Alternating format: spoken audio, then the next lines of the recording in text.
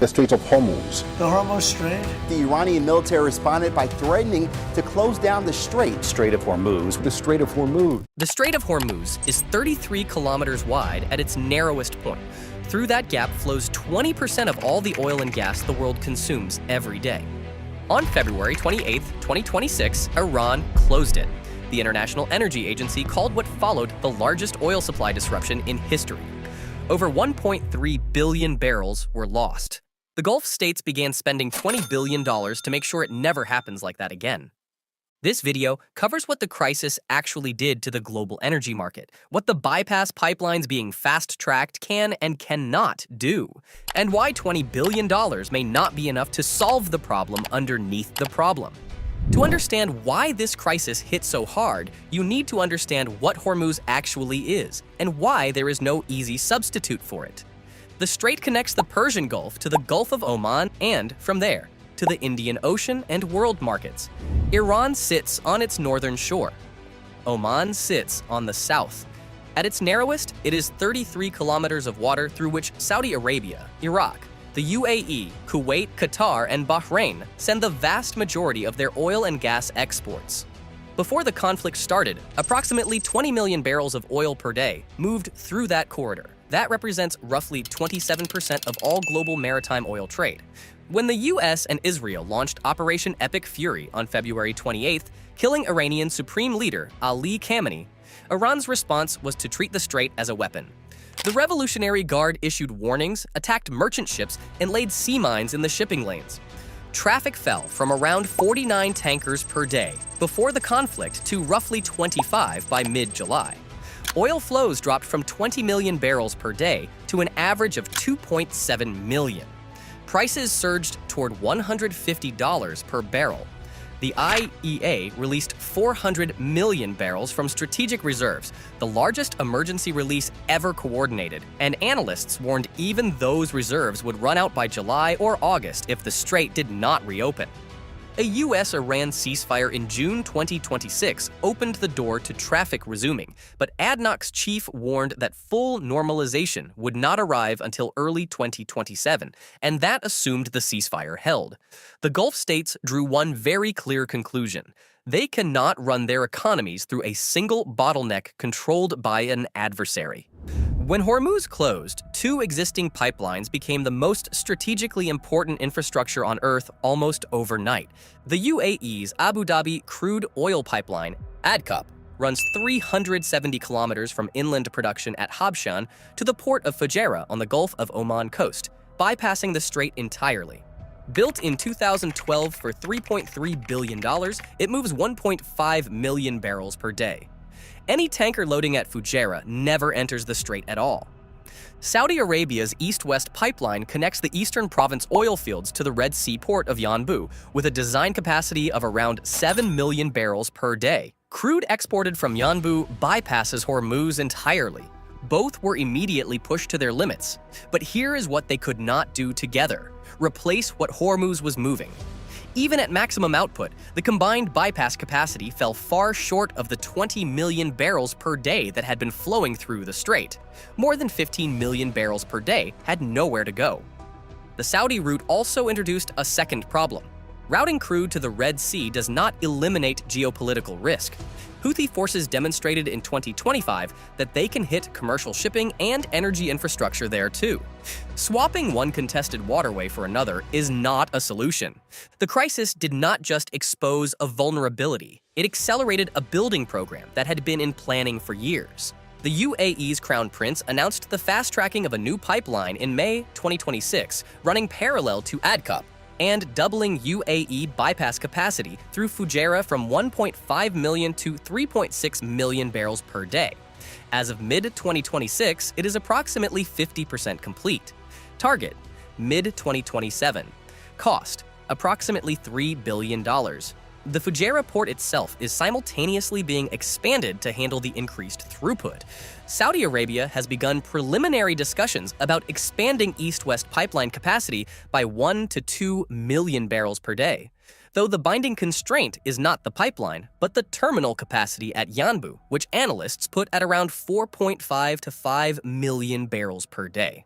Iraq is evaluating a Mediterranean corridor through Turkey or Syria on a 3 to 5 year horizon that would give it an export route that does not touch the Gulf at all. Taken together, the accelerated and newly initiated infrastructure investments across the Gulf directly responding to the 2026 crisis represent a capital program approaching $20 billion. Here is the problem that $20 billion cannot fully solve, and that none of the official announcements mention directly. The UAE's new pipeline, at 3.6 million barrels per day, when complete, covers less than 20% of what Hormuz was moving. Saudi Arabia's Yanbu terminal covers another 25% at maximum. Iraq's Mediterranean corridor would add more, but not within any timeline relevant to the current situation. The global oil market was built around Hormuz. The refineries in Asia are sized for the volumes that moved through the strait. The tanker fleets are configured for the strait route. That infrastructure architecture took decades to build and cannot be unwound by a pipeline that takes 18 months to finish. ADNOC's CEO, Sultan Al Jaber, was direct. This is not just an economic problem. This sets a dangerous precedent once you accept that a single country can hold the world's most important waterway hostage. He is right, but the bypass infrastructure being built does not remove the hostage situation. It reduces how exposed the world is when it happens again. The Strait of Hormuz is 33 kilometers wide at its narrowest. The usable shipping lanes are just 3 kilometers wide in each direction. The entire global energy system runs through 6 kilometers of navigable water. The IEA's emergency release of 400 million barrels was the largest in the organization's 50-year history. At the drawdown rate of May 2026, that buffer was on track to be fully depleted by July or August. Oil prices approached $150 per barrel. Fertilizer costs spiked 31%. The World Bank projected up to 45 million additional people pushed toward acute food insecurity. The UAE's new bypass pipeline will carry 3.6 million barrels per day when complete in 2027. Hormuz was carrying 20 million barrels per day before the crisis. The new pipeline covers 18%. Global supply fell by 10.1 million barrels per day in March 2026, the largest single monthly drop ever recorded, more than double the 4.3 million barrels removed during the 1973 OPEC embargo. The June 2026 ceasefire has set conditions for the strait to reopen. Traffic is recovering. The immediate crisis is easing, but whether the ceasefire holds or whether, in fact, the conflict broadens are real concerns. Regardless, here is what has not been resolved. Iran has not renounced the capacity to close Hormuz. The Revolutionary Guard still has the naval assets, the mine stockpiles, and the claim to the northern shore it had before February 28th.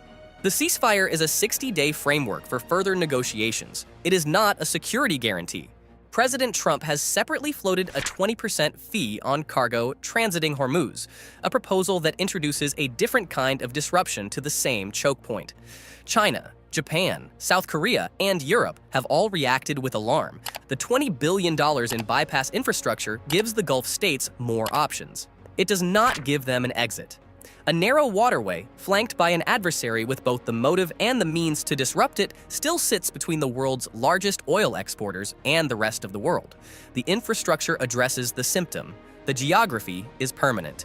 After the crisis began, President Trump called on NATO, China, Japan, and South Korea to send military vessels to help secure the strait. Every ally declined. Germany's defense minister said, and this is a direct quote, "This is not our war," which is technically accurate. It is also a sentence that becomes somewhat less defensible when your entire industrial economy depends on the oil that moves through the waterway you have just declined to help secure. Here's where things stand. The Strait of Hormuz was effectively shut for months. It cost the global economy over 1.3 billion barrels of oil, drove prices toward $150, and triggered the largest emergency reserve release in history. The bypass infrastructure being built will, when complete in 2027, cover less than a fifth of what the strait normally moves. The crisis may be easing, albeit perhaps only temporarily. The geography, however, has not changed at all. One country, one shoreline, 33 kilometers. The question of what happens the next time access is denied is not hypothetical anymore. If this shocked you, wait until you see how Africa is planning to move water across 2,400 kilometers of desert to solve a crisis that has been building for 60 years. That video is already on the channel.